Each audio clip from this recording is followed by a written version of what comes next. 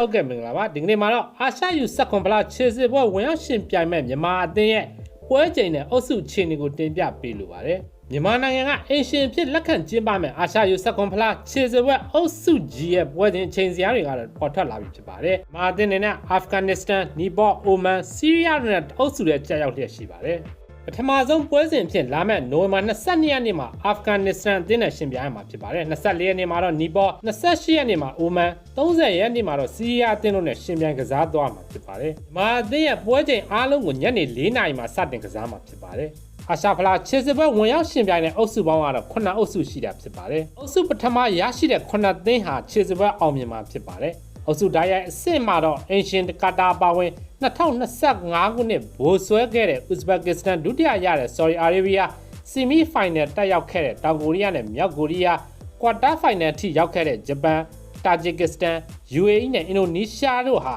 အုပ်စုတိုင်းရဲ့အဆင့်မှာစောင့်ကြိုနေမှာဖြစ်ပါတယ်အုပ်စုတွင်ပြိုင်ဘက်တွေရဲ့အသင်းတွေကိုလေ့လာကြည့်ရမယ်ဆိုရင်ပထမဆုံးအနေနဲ့အုပ်စုပြိုင်ဘက်တွေရဲ့အမျိုးသားအသင်းကြီးရဲ့ဘောလုံးအဆင့်တန်းကိုဖော်ပြပေးရမှာဖြစ်ပါတယ်။အာဖဂန်နစ္စတန်ဟာ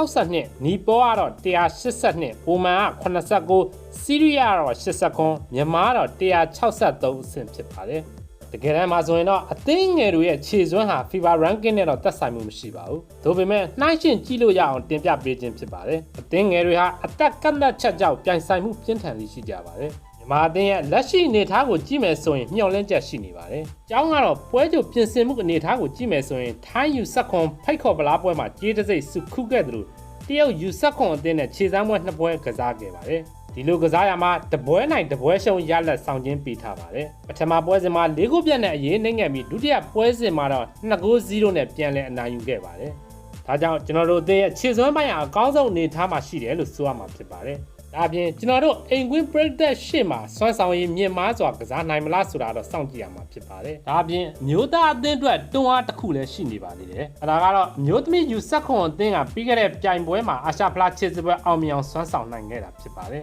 ။ဒါကြောင့်မျိုးသားအသင်းအနေနဲ့လည်းခြေစစ်ပွဲအောင်မြင်အောင်ထပ်မံစွမ်းဆောင်နိုင်မလားဆိုတာကတော့စိတ်ဝင်စားစောင့်ကြည့်ရမှာဖြစ်ပါတယ်။မိတ်ဆွေများအားလုံးကိုအထူးပဲကျေးဇူးတင်ရှိပါတယ်